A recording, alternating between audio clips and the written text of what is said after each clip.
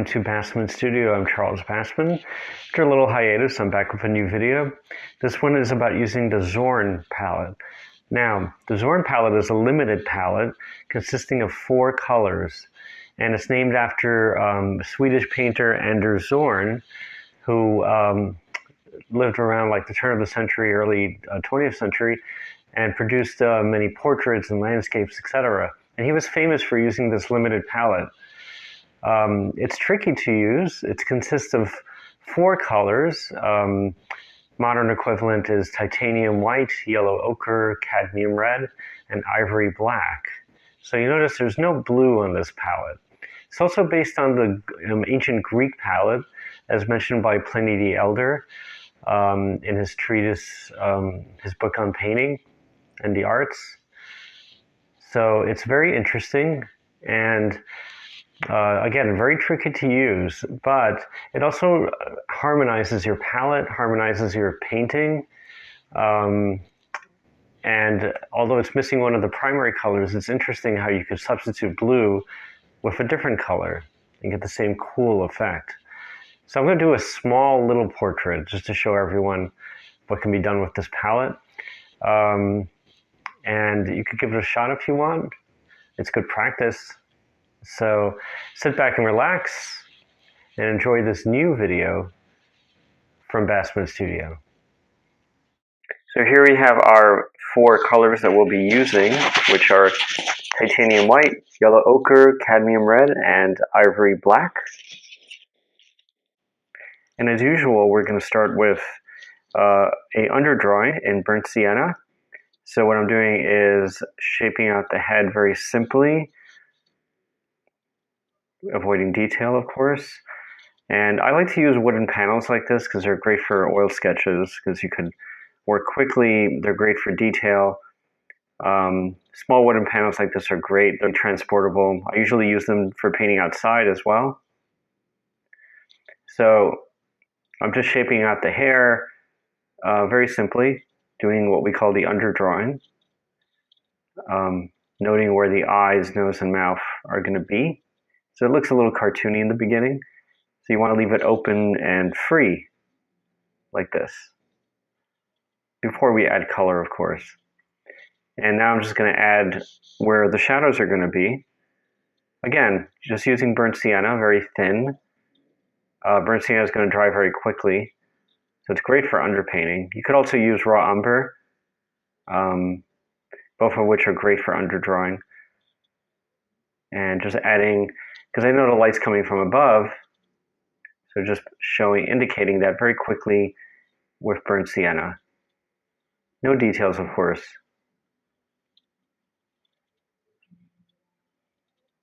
And just fixing some of the anatomy.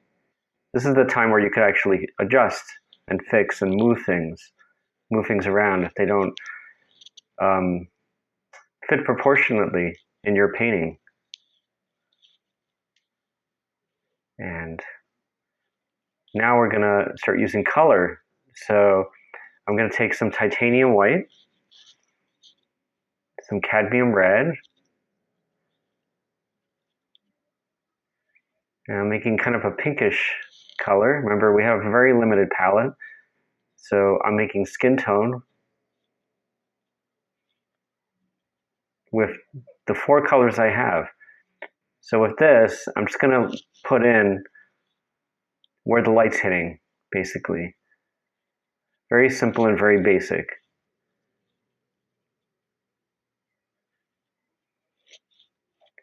Just putting in where there's more red and there's more pink.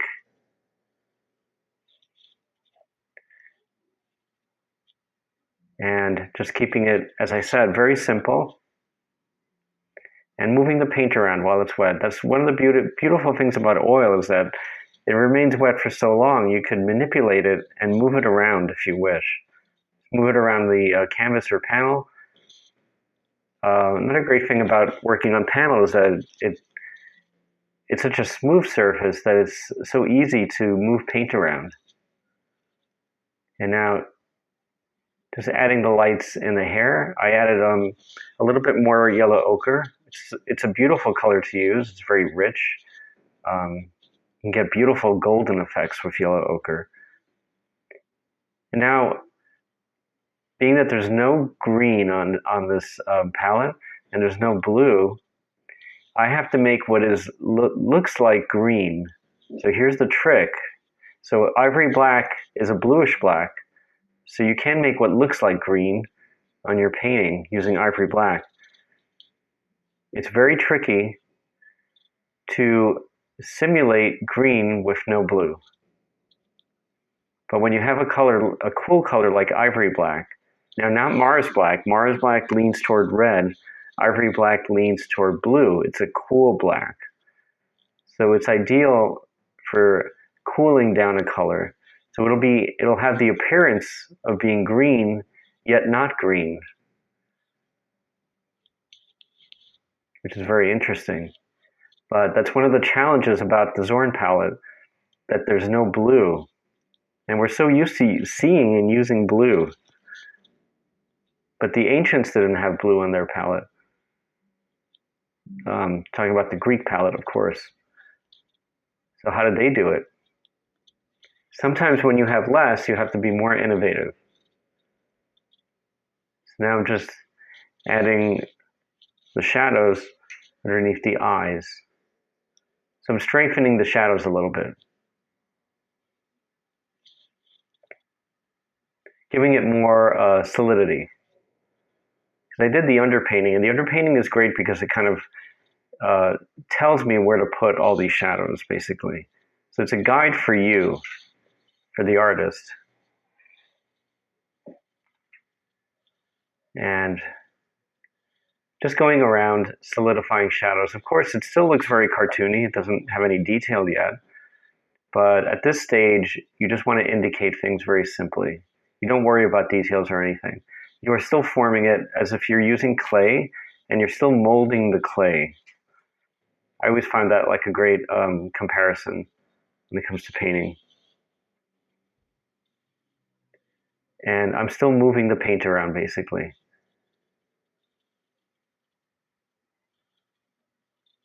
And now I'm just strengthening the hair somewhat.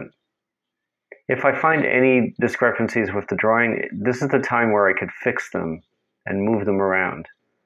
So any drawing errors, any proportionate errors, I can fix at this stage. This is the beginning stage. A little bit more difficult to fix when the painting is detailed and finished. Not impossible, but now is where you could move things around. So don't be afraid to kind of fix your painting at this stage. If you use that kind of comparison with clay, as a sculptor sculpts clay, they're kind of molding the clay, moving it around, taking clay off, etc. Painting is no different, it's just a different medium.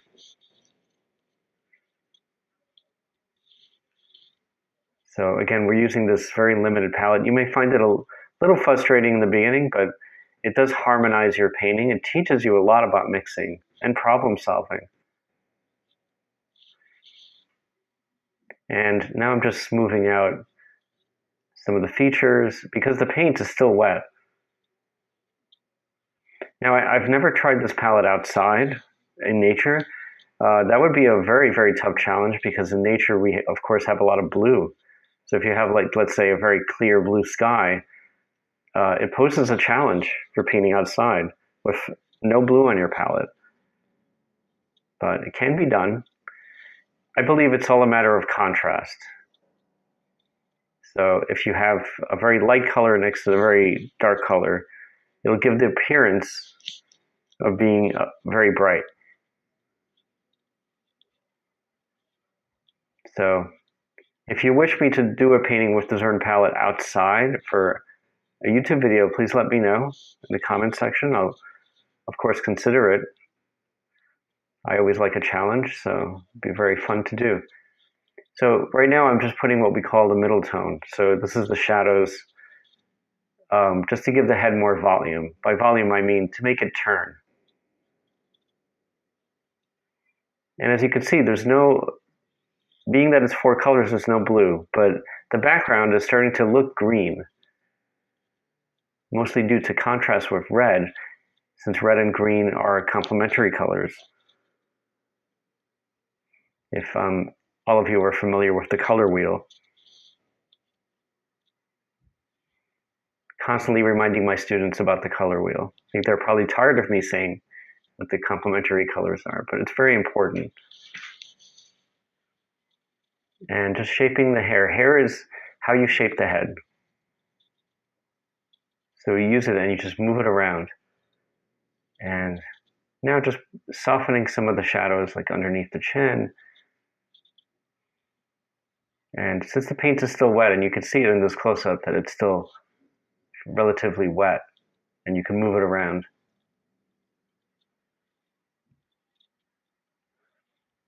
And mind you, I haven't switched brushes yet, so I'm doing this really with one brush. Being that the painting is so small,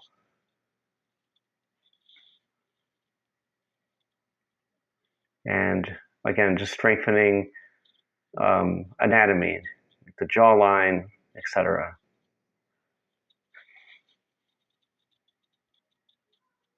And you can see that this 4-color palette really does harmonize your painting.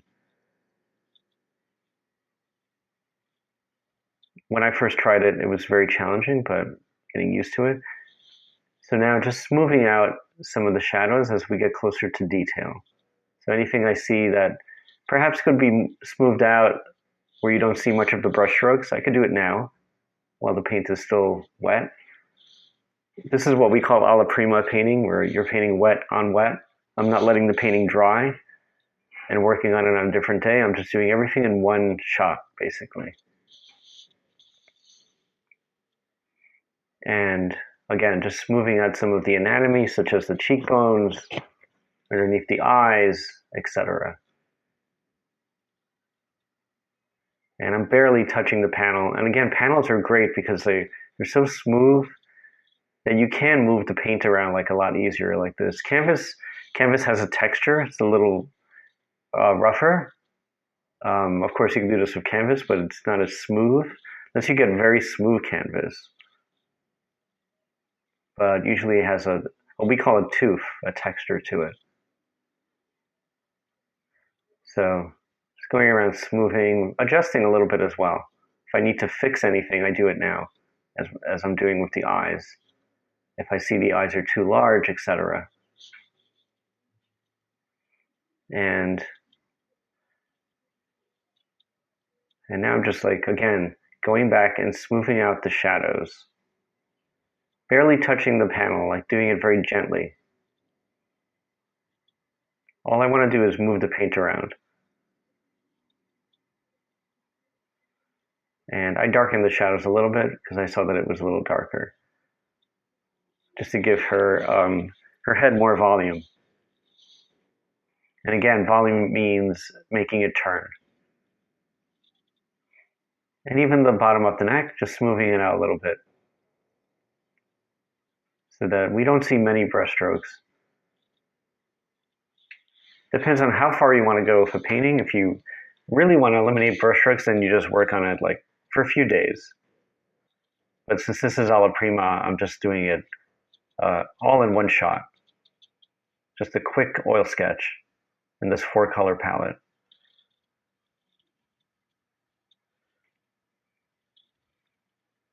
So you're going to find that using the Zorn palette is going to also help you mix, and as I said, will help you with problem solving. Because you have to think differently. We're so used to having so many colors on our palette, but never limiting ourselves. So here I'm just putting in the shadows a little bit underneath the eyes, just smoothing it out a little bit.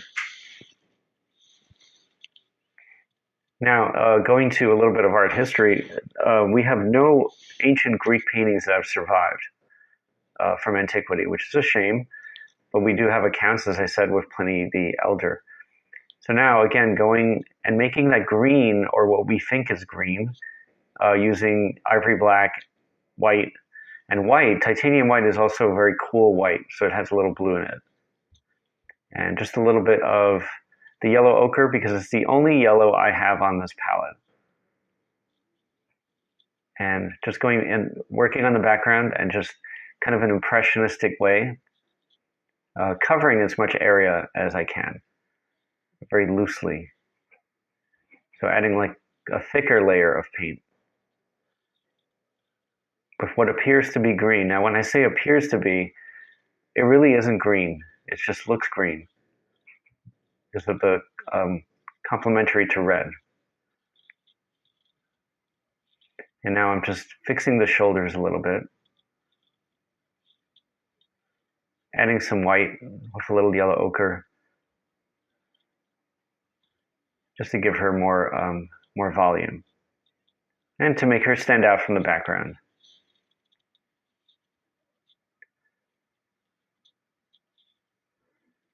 And working on the other shoulder as well. So you can see she's kind of popping out a little bit more in the background, which is what I want. I don't want her to blend into the background. And fixing the hand just a little bit. I'm going to keep it very loose, but I'll see how far it can go. And here we have it, our finished Zorn Palette portrait painting using 4 colors. Well, I hope you enjoyed that video from Basman Studio. Remember, any comments or questions you may have, please leave them in the comment section below. I'd be happy to answer any questions you may have regarding this video or any art-related questions. And remember, if you haven't subscribed, please subscribe to my channel to see new videos coming soon. If there is a subject that I haven't gone over that you'd like to see, please let me know as well, and I'll consider it for the next video. If you have subscribed, thank you so much for supporting my channel. And I hope to see you next time on Basman Studio. Remember, have an amazing day. Be creative, be brave, don't let fear stop you. And I'll see you next time on Basman Studio. Have an amazing day, everyone.